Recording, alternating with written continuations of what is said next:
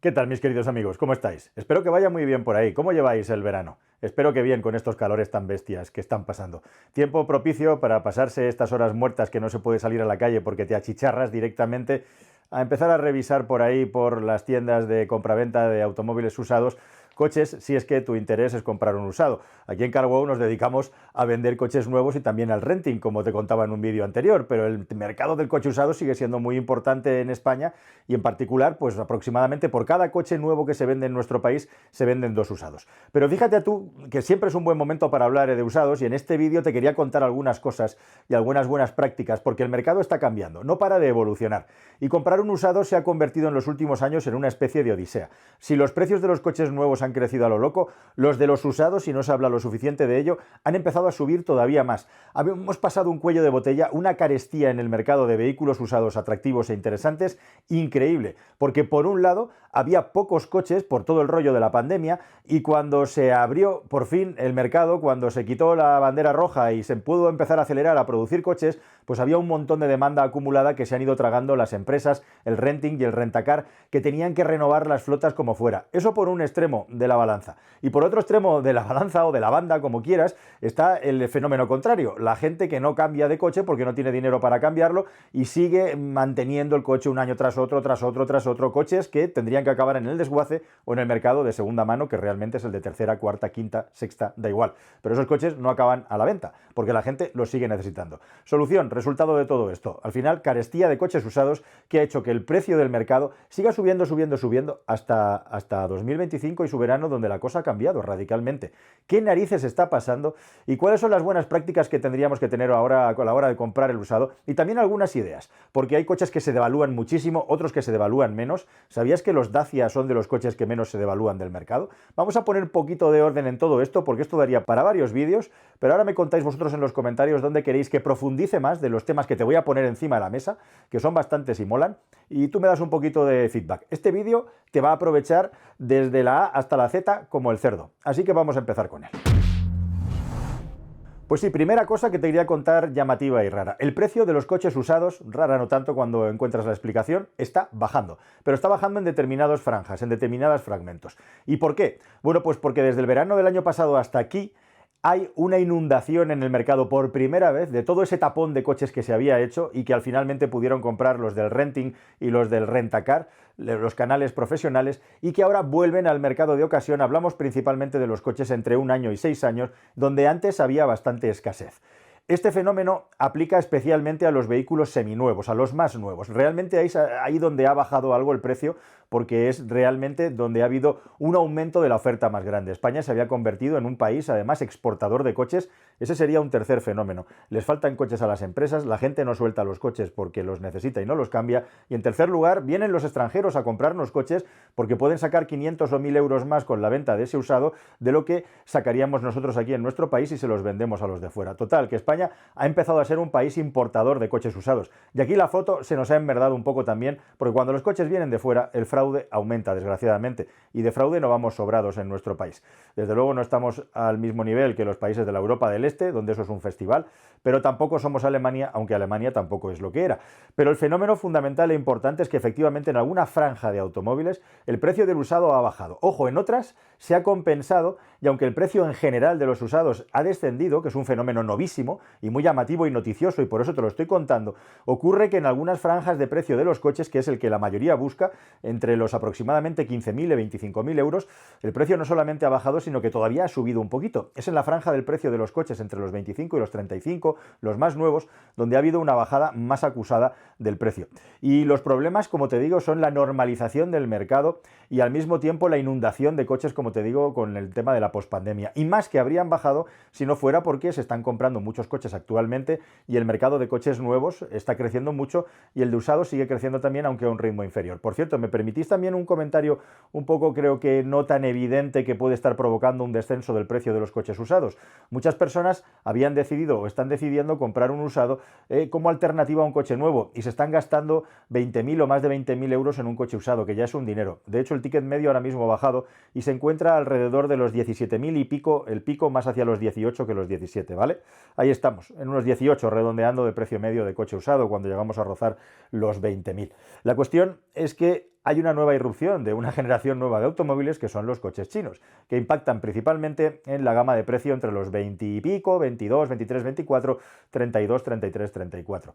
Una parte del mercado de coches usados se podría estar resintiendo, entre comillas, porque no se resiente de nada, pero tendría menos márgenes, porque la gente ya por esos niveles de precio está prefiriendo comprar un coche nuevo que mayoritariamente es chino.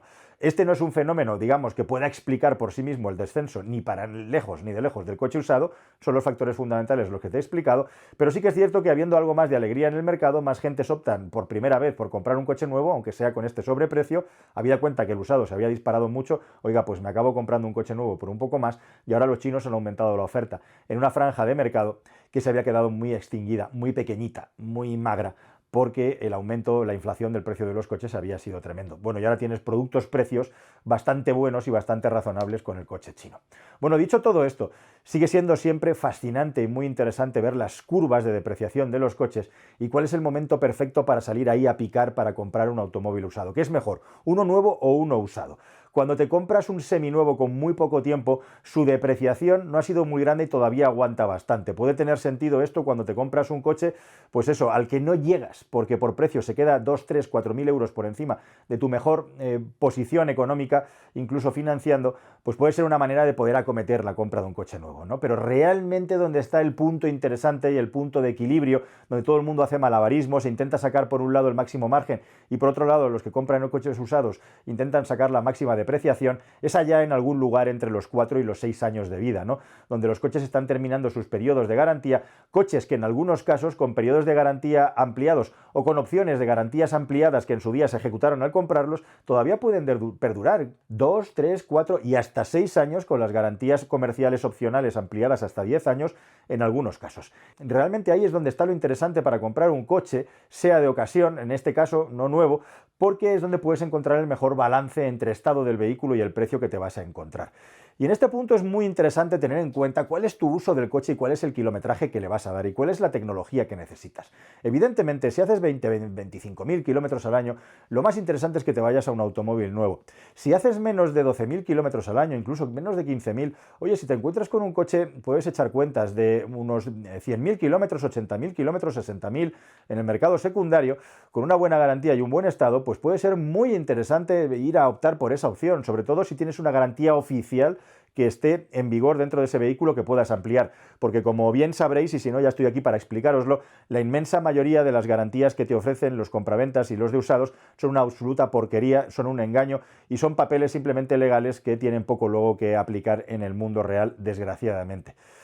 Hace poquito me he comprado un coche usado, me he comprado un coche que tenía muchos problemas, precisamente como un reto para arreglarlo, te lo anuncio aquí, dentro de poco voy a desvelar qué coche es, porque estamos todavía en el coche en el taller desde que me lo compré. Es un coche tecnológicamente muy complicado y ha sido como un reto para mi querido Emilio y para mí. Y por eso precisamente te lo cuento, porque nosotros sabemos muy bien cómo funciona esto, desgraciadamente. Así que dicho todo esto, ese punto entre los 4 y los 6 años, entre los 3 y los 5 años, es el punto de maduración perfecto donde todavía te puedes comprar un coche que eventualmente te podría durar 8 o 10 años. Mira, querido amigo, si te compras un usado y tu horizonte de intercambio del coche va más allá de los 10 años, ¿qué quieres que te diga? Oye, nada de lo que te cuente te va a valer, ¿no? Pero no deberíamos tampoco de estirar tanto los vehículos en un mundo ideal, ¿no? Si hacemos menos de 10.000 kilómetros, pues tanto más te va a interesar comprarte un vehículo usado y tenerle y darle un buen mantenimiento. Algunas pistas y algunas cosas llamativas y divertidas. Mirad, errores habituales que cometemos a la hora de comprar un coche usado. Querer siempre tirar a un nivel superior al que teníamos pensado. Y esto nos lleva a comprar coches que estén en peor estado que un coche de menor estatus, pero que está en mejor estado, porque ya por el mismo dinero, pues oye, me compro este coche que tiene más kilómetros, me compro este coche que tiene una marca. Realmente, ¿qué es lo que necesitas para tu día a día? Sé hiperracional y no te dejes llevar por el corazón, porque un vehículo con las llantas más bonitas, con un color más bonito, está claro que los coches nos tienen que gustar, pero al final es una herramienta y más si es un usado, te pueden inducir a cometer un error. Otro error que cometemos es comprar coches que tienen perfiles sospechosos y que no están completamente verificados. Y realmente lo hacemos porque el corazón, en este caso el corazón supera la razón, ¿no? Este coche nos mola mucho más que esta opción que es mucho más racional. Es un poco lo mismo, pero en lugar del estatus, el tipo de producto que estamos comprando. No gastarnos el dinero en revisar correctamente los coches con un profesional cuando nos estamos gastando 20.000, 18.000 euros Esto es increíble, por más que lo hablo con los profesionales que se dedican a esto, me dicen, no hay remedio, querido mío, somos así. Es decir, no somos capaces de invertir 300, 600, 900 euros en la compra de un automóvil cuando luego, y digo 300, 600, 900 porque lo mismo a la primera no acertamos, nos gastamos ese dinero en la revisión del coche que queremos comprar y nos llevamos una sorpresa negativa. Normalmente más de 500, 600 entre revisiones e informes no deberíamos de gastarnos. Pero ¿por qué no nos guardamos en la buchaca una partida para las revisiones del vehículo y reducimos drásticamente la probabilidad de equivocarnos o cometer un error? Porque es que el fraude está ahí, el fraude cada vez es más habitual. El mercado de compraventas está lleno de caraduras. Los caraduras no son solamente esos locales oscuros donde hay coches alemanes de alta gama, sino que esas grandes corporaciones que se anuncian en la televisión una y otra vez engañan a la gente con productos que están machacados y engañan a la gente principalmente con el servicio postventa que le dan cuando te compras el coche y a los 1000, 2000, 5000, 8000 kilómetros empiezan a salir los problemas de verdad y en el taller de esos supuestos sitios que venden tantos coches y que te venden ofertas porque estamos en la semana loca, al final nunca responden ni reparan los problemas que tienen en el coche. Se pueden poner como sean, pero todos tenemos casos, incluido yo, como te conté con mi Mini, que atañen a esto y aplican a esto. Y ojo, porque el fraude en el kilometraje, teniendo en cuenta que vienen muchos coches de fuera de España, pues desgraciadamente va a más, el fraude en general. En España tenemos un fraude tipificado de aproximadamente un 5% de coches usados. Un 5% de coches usados es lo que verifican empresas de tasación o de búsqueda de documentación en Internet para darte el historial del vehículo. Tú imagínate lo que entrará y lo que colará a todos aquellos que no se están gastando un dinerillo como mínimo por tener un informe de la DGT o de una empresa tipo CarVertical o Carfax.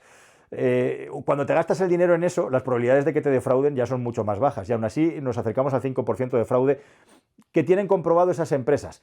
El fraude por narices, por norma, tiene que ser muy superior. Probablemente esté en algún lugar entre el 10 y el 20% de toda la gente que pasa con las orejeras de burro y se compra el coche sin verificar algunas cosas, ¿no? El fraude está ahí.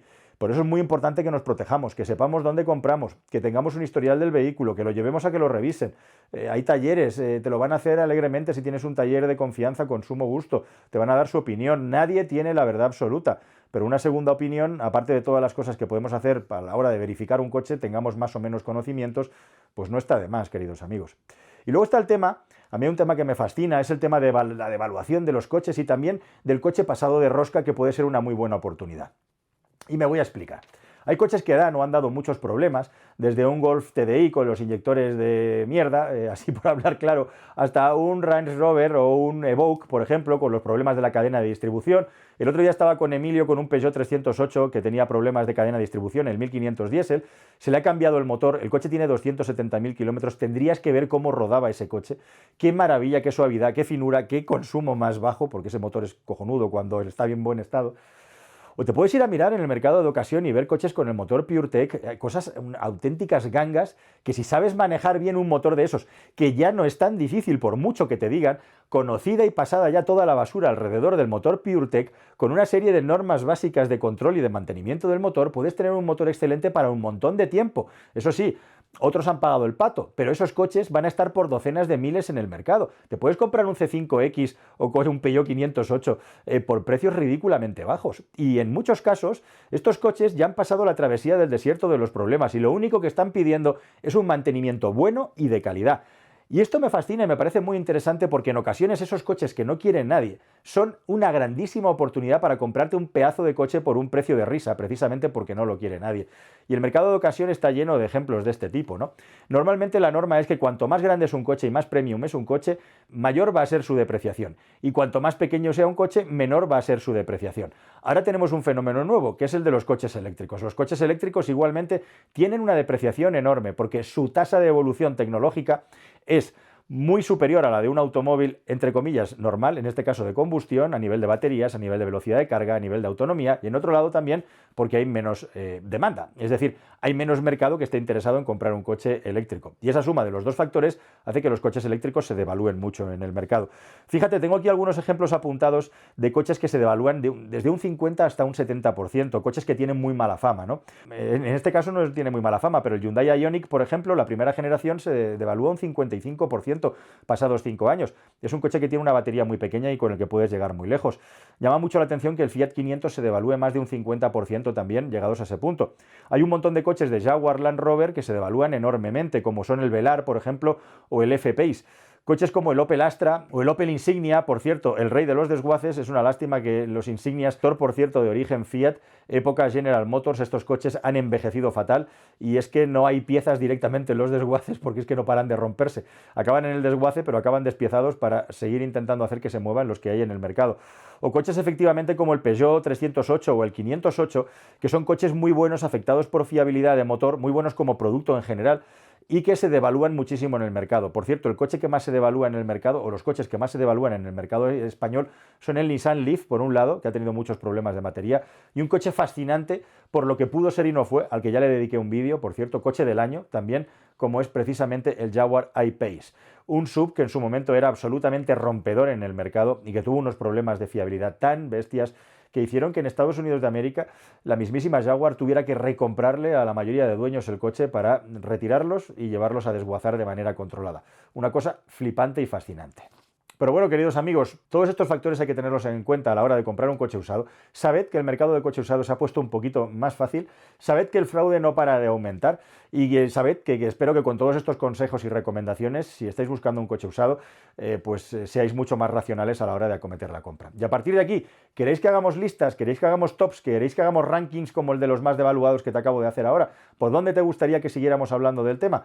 Lo miramos y lo comentamos aquí en el canal, si os parece. ¿De acuerdo? Muchísimas gracias por estar ahí y poneos a refugio, que ya sabéis que los bombones se derriten cuando les da demasiado el sol. Hasta el siguiente vídeo, querida familia. Adiós.